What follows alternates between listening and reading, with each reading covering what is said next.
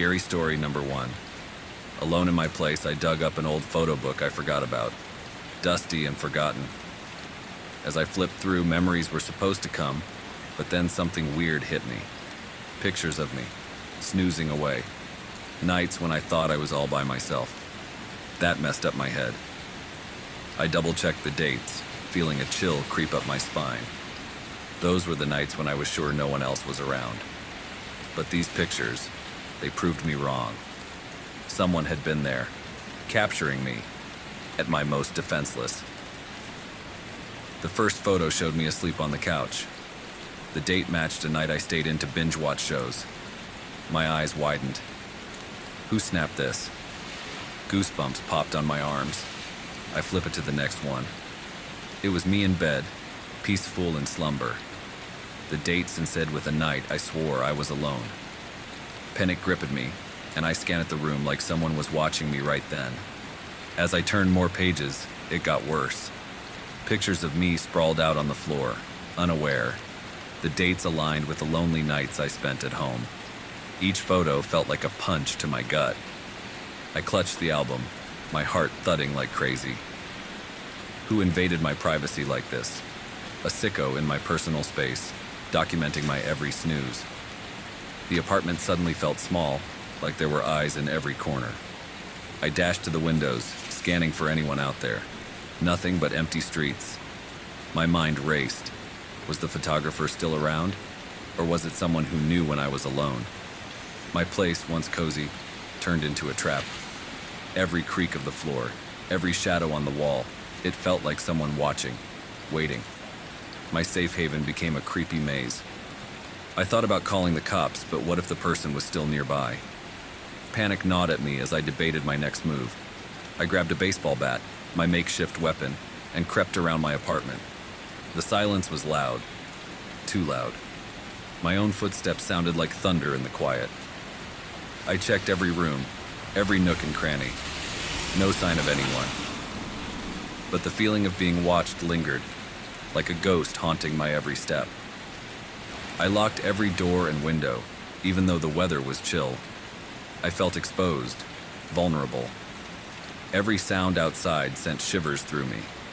I questioned every memory, every person who had been inside my place. The photo album lay open on the table, a damning evidence of someone violating my space. I stared at the pictures, trying to make sense of it. Was it a stalker, a twisted game, or something more sinister? Night fell, and the apartment plunged into darkness. I hesitated to turn off the lights, fearing what might lurk in the shadows. The hallway felt like a tunnel leading to the unknown, and the familiar became alien. In the pitch black, I heard a faint sound, a whisper maybe. My name? I froze, straining to listen. It came again, a soft, eerie murmur. Panic clawed at my chest. Who was there, in the dark, with me? I fumbled for my phone, using its feeble glow to navigate. As I moved through the apartment, the whispers intensified. Words I couldn't decipher, like an unsettling melody in the night. I reached the bedroom, and the whispers stopped. The air felt heavy, charged with an unseen presence. I scanned the room, my breath caught in my throat. Nothing, just the stillness of a place tainted by an unsettling secret. As I climbed into bed, I kept the lights on, like a feeble shield against the unknown. The photo album, a disturbing reminder, sat on the bedside table. The whispers resumed, haunting the edges of my awareness. Sleep eluded me, and I stared into the darkness, questioning my sanity. The room seemed to breathe, a living entity that held its secrets close. I clutched the bat, my only defense against the intangible fear. Morning brought no relief. The sunlight cast eerie shadows, playing tricks on my tired mind. I couldn't shake the feeling of being observed. Every corner held the potential for a lurking presence. I decided to confide in a friend, someone I trusted. As I showed them the photos, their eyes widened with disbelief. They suggested installing security cameras, seeking help. But deep down, I knew it wouldn't be enough. Days turned into a relentless cycle of paranoia. Every night, the whispers returned, a ghostly choir singing secrets only they understood. I questioned my own reality, wondering if I had slipped into madness. Then, one evening, as I stared at my reflection in the bathroom mirror, the whispers grew louder. They weren't just in my head. They were a tangible force, surrounding me. The mirror fogged up, revealing a message written in unseen hands. Alone, but never truly alone. I stumbled back, heart pounding. The apartment felt like a prison, and the whispers, an unrelenting tormentor.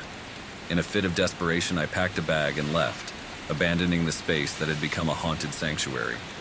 As I walked away, the weight lifted, but the questions lingered. Who invaded my solitude, turned my haven into a nightmare? The photo album, a haunting artifact, remained a testament to a violation that left scars unseen. Story number 2. The day started like any other. Sun shining, birds chirping, normal stuff. But then I got a call from a number I didn't recognize. Figured it was a wrong number, but when I picked up, there was this voice. Low, raspy. Knew things about my day. Too many things. Told me what I had for breakfast, where I went, who I talked to. Freaked me out, you know? Thought it was some sick prank. But as the day went on, the voice got creepier, knowing more than it should. I tried to shake it off, but paranoia settled in like a bad taste. I changed my routine, hoping it would throw off whoever was messing with me. Went to a different cafe for lunch, took a different route home. But the voice on the line stayed on track. Knew every move. I started looking over my shoulder, feeling eyes on me even in an empty room. Night fell, and I locked every door and window. Thought I was losing it. Maybe stress was playing tricks on my mind. But then the voice, it described my locked-up house, every detail. Panic set in. How could someone know this? Was it a sick game? I decided to confront it. Called back the number. Silence. Just dead air. I was about to hang up when it spoke. I see you're trying to figure me out. My heart pounded. It wasn't a game. Someone was watching me. Don't bother tracing this call. You won't find me. I asked who they were. Laughter echoed through the phone. A stranger who knows you better than you know yourself. Sleep well. The line went dead. I felt exposed, vulnerable. Couldn't shake off the feeling of being watched. Sleep didn't come easy. Every creak, every shadow, I imagined someone lurking. I checked the windows, the locks, over and over. Dawn broke, and I thought maybe it was over. But the voice, it called again, recounting my sleepless night. I demanded answers. Why are you doing this? Silence. Then a whisper. Curiosity killed the cat, my friend, but satisfaction brought it back. Click. They hung up. I was on edge, trapped in a nightmare that wouldn't end. Days turned into a relentless cycle. The voice kept calling, predicting my every move. I stopped going out, kept the curtains drawn, tried to shut out the world, but it was like living in a fishbowl. The voice described what I wore, the expression on my face. There was no escape. Friends and family noticed the change. They thought I was losing it. Maybe I was. The voice became my constant companion, a sinister narrator to my life. I contemplated changing my number, disappearing, but deep down, I knew it wouldn't work. The voice would find me. One day, in a fit of desperation, I yelled into the phone, "What do you want from me?" The reply sent shivers down my spine. "I want you to realize how fragile your reality is, how easily it can crumble." It was a sick game, a twisted lesson I didn't sign up for. I decided to take matters into my own hands, went to the police, told them everything. They listened, skeptical expressions on their faces. They promised to look into it, but I knew they thought I was another nutcase. Days passed and the voice gloated about my failed attempt, mocked me for seeking help. "You can't escape me," it whispered. I was drowning in paranoia, my mind unraveling. I became a prisoner in my own home, haunted by the unseen tormentor. Then, one evening, as darkness settled, the power went out. Panic surged through me. In the oppressive silence, I heard a soft whisper behind me. Alone in the dark, just you and me. I fumbled for my phone, the only source of light. The voice chuckled. No escape now. I stumbled through the pitch-black house, guided only by the glow of my phone. The voice taunted, describing the darkness, my fear. I reached the fuse box, desperately trying to restore light. As the room flickered back to life, I saw it. A shadow, fleeting but unmistakable. The voice laughed. Did you think you could unmask me so easily? I felt a cold sweat, realizing the truth. It was never about the phone, the calls. The voice was here, inside my house. The nightmare had a face, a presence lurking in the corners. In a surge of fear-fueled adrenaline, I grabbed a flashlight and swept the room. Nothing. But the voice, it whispered, "I'm closer than you think." I turned, and there, in the dim light, I saw a reflection, a figure standing behind me in the hallway. I screamed, stumbling back. The figure mirrored my movements. It was me, but not quite. A distorted, malevolent version. The voice chuckled. "Surprise, my friend.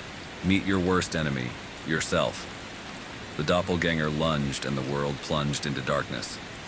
I woke up, gasping for air, bathed in sweat. It was morning. The nightmare had been a dream. Relief washed over me as I realized it wasn't real.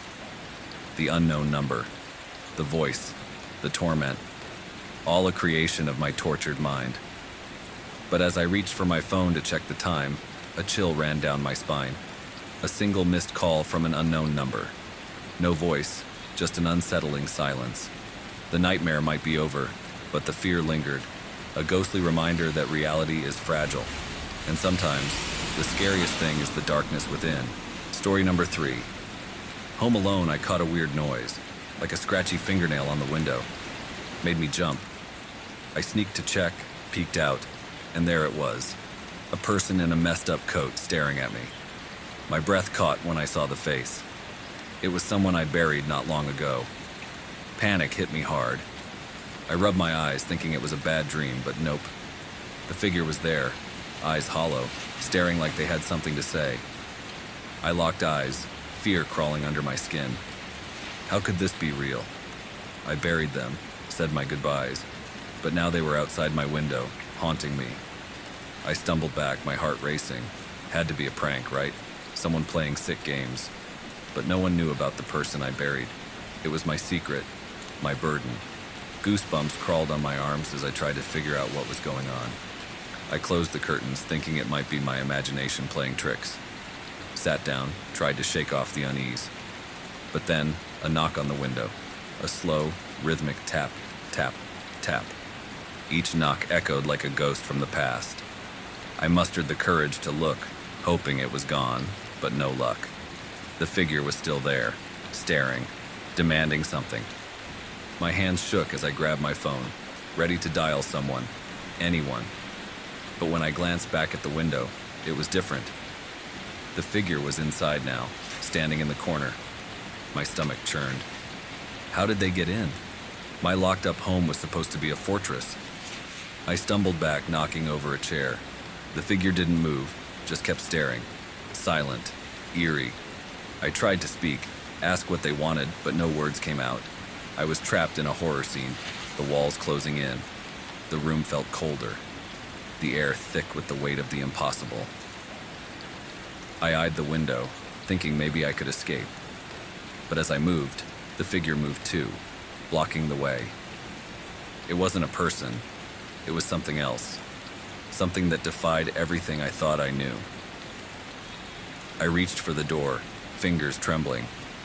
The figure was right behind me now, its presence suffocating. I turned the knob, opened the door, and ran like my life depended on it. Down the hallway, out the building, anywhere but there. Outside, the night was chilly. My breath puffed out in panicked gasps. I kept running, not daring to look back. Maybe it was a nightmare, a crazy hallucination. But then, footsteps echoed behind me. I dared a glance. The figure still there, following like a shadow. I sprinted to the cemetery, hoping the familiar grounds would offer safety.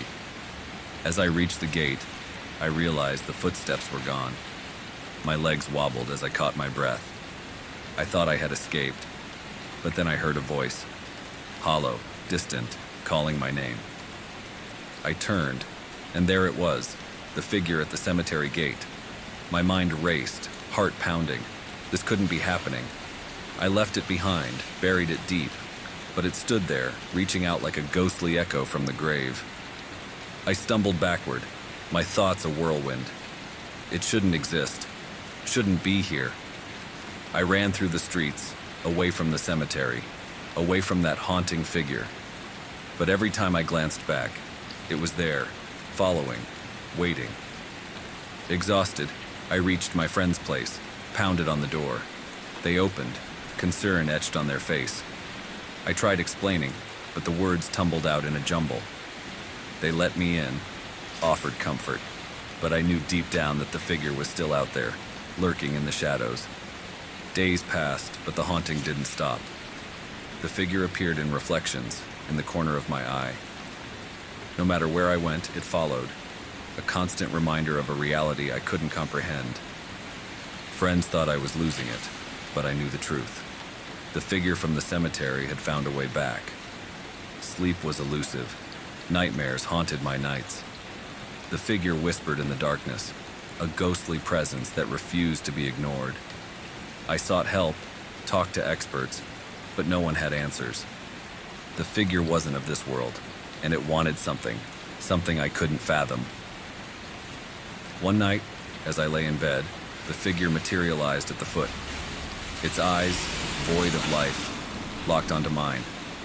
It spoke, a soundless voice that echoed in my mind. "You can't escape. I need what you took from me." I shivered, realizing it wasn't here for revenge. It was here for something I unknowingly possessed.